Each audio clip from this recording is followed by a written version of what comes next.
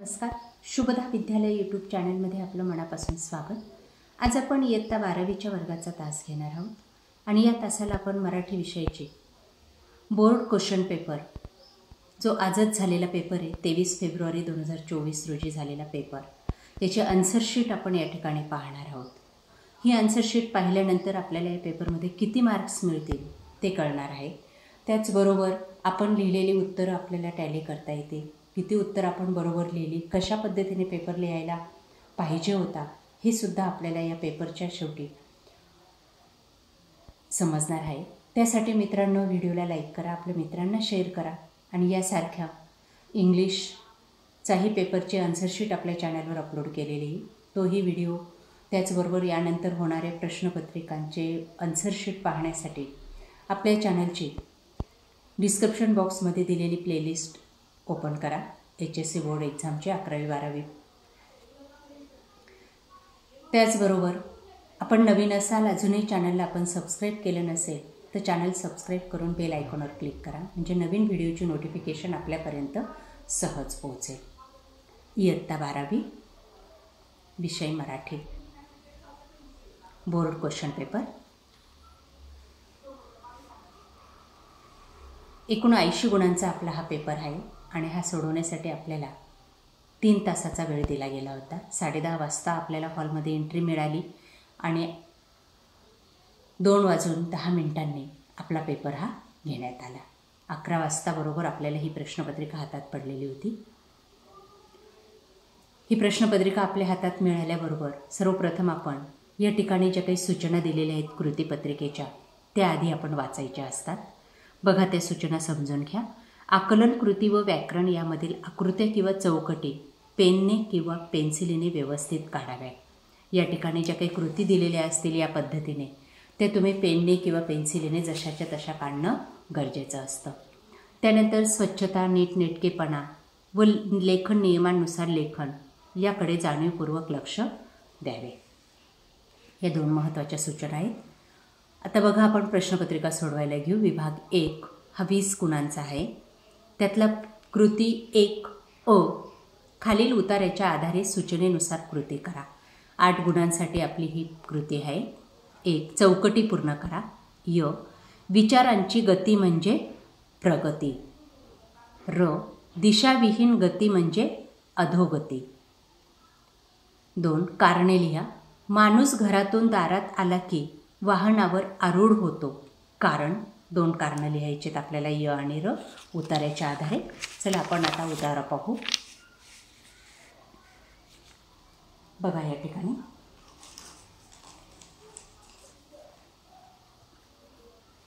प्रगती आणि अधोगती. पहिल्याचं उत्तर.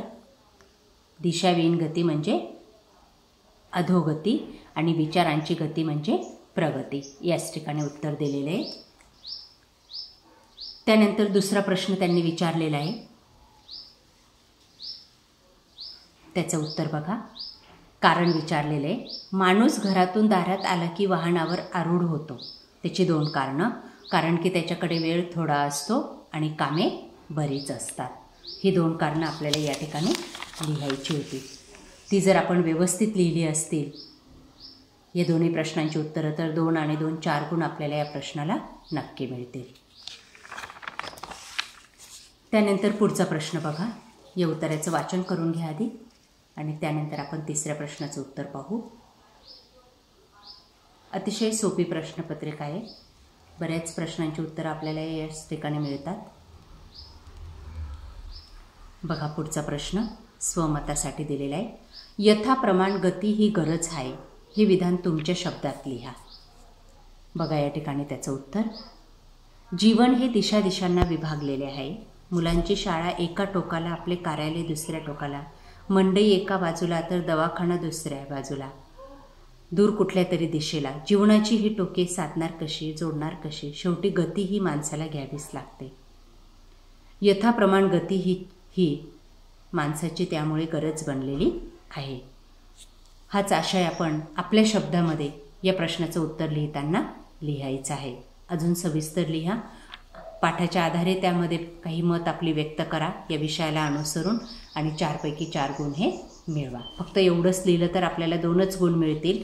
यापेक्षा यात अजून तुम्ही भर टाकली इतर वाक्यांची तर आपल्याला जास्त मार्क्स हे मिळणार आहेत. आपण कसं लिहिलं आहे ते आठवा आणि त्या पद्धतीने या ठिकाणी आपण मार्क्स द्या. किंवाला प्रश्न आहे त्यालाच, वाहन चालवत असताना कोणती काळजी घ्यावी ते सविस्तर लिहा. स्वमतासाठी हा प्रश्न आहे. आपण जनरल उत्तर यामध्ये लिहिलं अपेक्षित आहे. आपण जर ते लिहिलं असेल तर त्यालासुद्धा आपल्याला मार्क्स हे मिळणार आहेत. दोघांपैकी कोणताही एक प्रश्न आपल्याला सोडवायचा होता. पुढचा बघा, आ भाग 8 गुणांसाठी. खालील उतार्याच्या आधारे सूचनेनुसार कृती करा. 1. जेव्हा दात दुखतो तेव्हा लेखकाला होणारे साक्षात्कार. 2 साक्षात्कार आपल्याला या ठिकाणी लिहायचे उतार्याच्या आधारे. चला आपण ते पाहू. बघा, दात दुखायला लागला की तो मुळापासून दुखू लागतो, किंबहुना दाताला मूळ असते. हा एक साक्षात्कार त्याला झाला त्या ठिकाणी. आणि दुसरा साक्षात्कार, मूळ नसून झाडासारख्या त्याला मुळे असल्या पाहिजेत.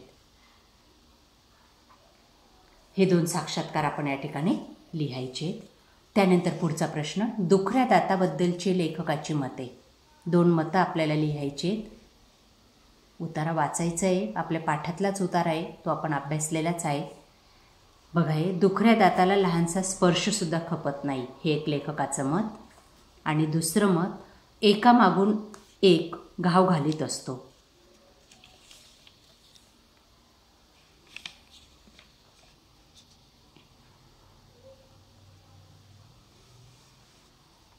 या पद्धतीने याचं मत लिहायचं आहे लेखकाचं. लाकूड तोडायसारखा तो एकाच मागून एक घाव घालीत असतो.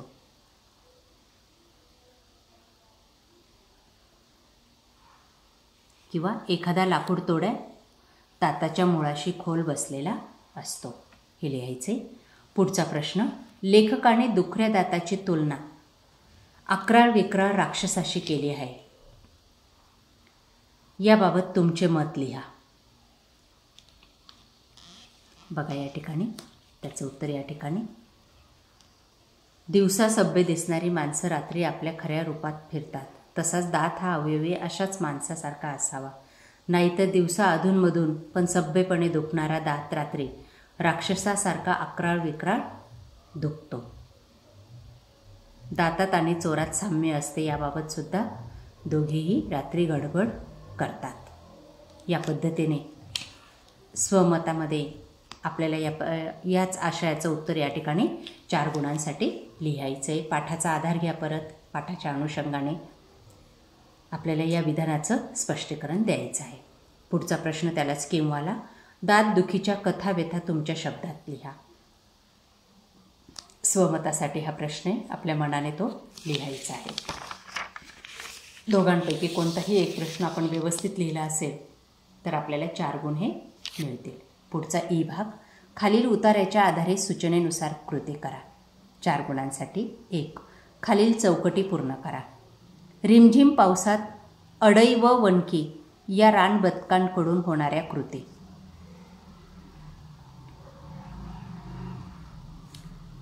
पोखरीत घरटी आणि अंडी घालतात, या 2 कृती करतात. घरटी पोखरतात, रानबदकं आणि अंडी घालतात. या 2 कृती या ठिकाणी उतार्याच्या आधारे लिहायच्या आहेत. पुढचा पॅरेग्राफ वाचा व्यवस्थित, म्हणजे आपल्याला पुढच्या प्रश्नाचं उत्तरसुद्धा तिथंच मिळणार आहे. बघा पुढचा प्रश्न, आपल्या मुलांना जंगलात व पर्वतावर न्यावे, कारण त्या ठिकाणी मुलं विचारी बनतात आणि त्यांनी भावनातील पावित्र्य जाणतात. विचारी बनतात आणि भावनातील पावित्र्य जाणतात. या 2 कारणांसाठी आपण आपल्या मुलांना जंगलातून व पर्यावरणात पर्वतावर न्यावे. या पद्धतीने उत्तर लिहिलं तर आपल्याला 2 गुण मिळतील. त्यानंतर विभाग 2 बघा, 16 गुणांचा आहे. त्यातला कृती 2 अ, खालील कवितेच्या आधारे सूचनेनुसार कृती करा. 8 गुणांसाठी ही कृती. कारणे लिहा. समुद्र अस्वस्थ होतो.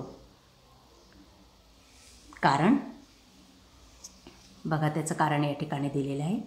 शहराच्या आयुष्याच्या विचाराने समुद्र अस्वस्थ होतो.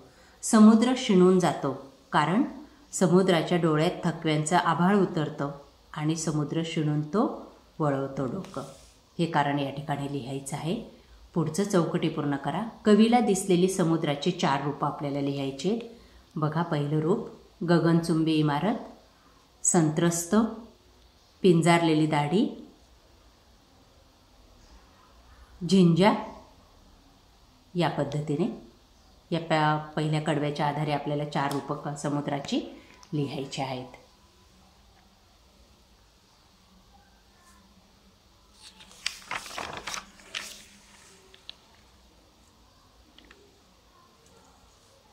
पुढचं, शहरातील बाल्यावस्थेच्या जीवनाचे वर्णन तुमच्या शब्दात स्पष्ट करा. कवितेच्या आधारे आपल्याला या प्रश्नाचं उत्तर लिहायचं आहे.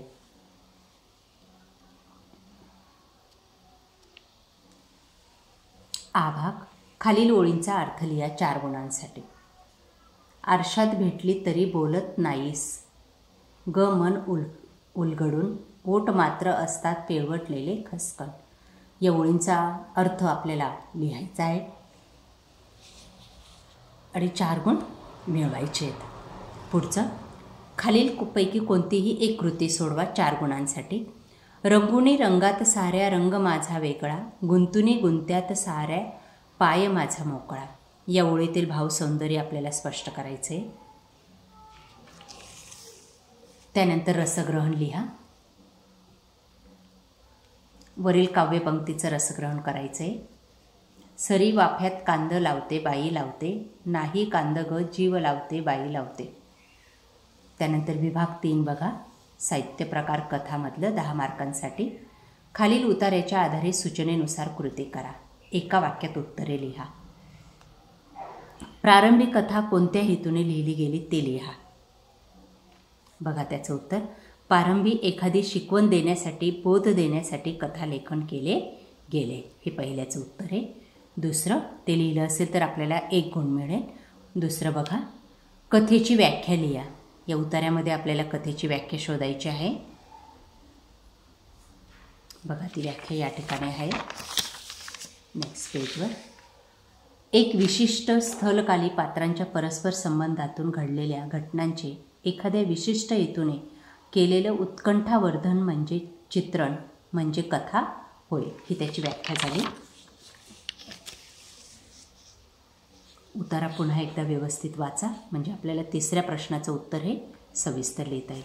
हा 2रा प्रश्न बघा, त्याचं उत्तर या ठिकाणी आहे. प्रश्न पाहू आपण आधी. कथा लेखनासाठी आवश्यक असलेली 4 मुद्दे लिहा. कथेच्या लेखनासाठी आवश्यक असलेली 4 मुद्दे. ते मुद्दे बघा.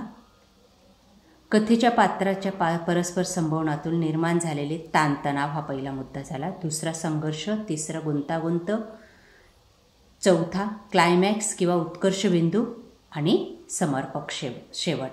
ही 4-5 मुद्दे त्या ठिकाणी लिहायचे आहेत. किंवा हा पूर्ण पॅरेग्राफ जरी आपण शेवटच्या 4 ओळी लिहिल्या त्या ठिकाणी तरीसुद्धा आपल्याला या 2ऱ्या प्रश्नाचे जे काही 2 गुण आहेत ते त्या ठिकाणी मिळतील. आ भाग बघा. खालीलपैकी कोणत्याही 2 कृती सोडवा 6 गुणांसाठी. य, शोधकथेतील टॅक्सी ड्रायव्हर या पात्राविषयी तुमचे मत लिहा. र, घर सोडण्यामागचा अणूचा विचार तुमच्या शब्दात स्पष्ट करा. ल, गावाच्या विकास कार्यात अडचणी निर्माण करणाऱ्या लोकांबद्दल तुमचे मत लिहा. आणि व, बापू गुरुजींसारख्या समाजसेवकांसारखे तुम्ही अनुभवलेल्या व्यक्तिमत्वाचे वेगळेपण लिहा.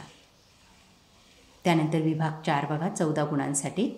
खालीलपैकी कोणत्याही 2 कृती सोडवा. 1, मुलाखत घेताना घ्यावयाची काळजी तुमच्या शब्दात लिहा. 2, माहिती पत्रकाची उपयुक्तता स्पष्ट करा. 3, अहवाल लेखन करताना लक्षात घ्यावयाच्या 4 बाबी विशद करा. 4, बातमी आणि वृत्तलेख यातील फरक थोडक्यात लिहा. त्यानंतर आ भाग. खालीलपैकी कोणत्याही 2 कृती सोडवा 10 गुणांसाठी. 1, माहिती पत्रकाच्या रचनेची वैशिष्ट्ये लिहा. दुसरं, खाली मुद्दे दिले त्या आधारे लिहायचे आहे आपल्याला. दुसरं, अहवालाचे स्वरूप आवश्यकता स्पष्ट करा. तिसरं आहे, एखाद्या व्यक्तीची मुलाखत कशी घ्यावी हे खालील मुद्द्यांच्या आधारे स्पष्ट करा. आणि 4, वृत्तलेखांचे प्रकार खालील मुद्द्यांच्या आधारे स्पष्ट करा. विभाग 5 व्याकरण विभाग 20 गुणांसाठी. सूचनेनुसार कृती करा. योग्य पर्याय निवडा. य 1 गुणासाठी. निशिगंधासारखा निशिगंधच होय. त्याचा योग्य पर्याय आहे 2. निशिगंध म्हणजे निशिगंधच.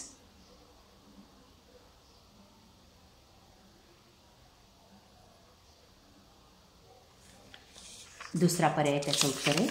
तो लिहिलं असेल तर 1 गुण. पुढचं सूचनेप्रमाणे सोडवा. पुढील सगळे मार्ग बंदच होते. नकारात्मक वाक्य करायचं आहे आपल्याला.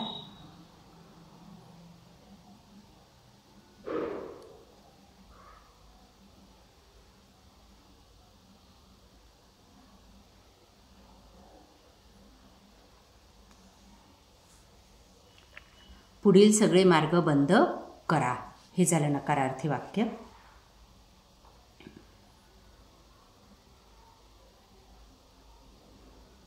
योग्य पर्याय निवडा. पती पत्नी या सामासिक शब्दातील समास ओळखून लिहा. द्वंद्व समास. पावलोपावली या सामासिक शब्दातील समासाचे नाव लिहा. कर्तरी प्रयोग.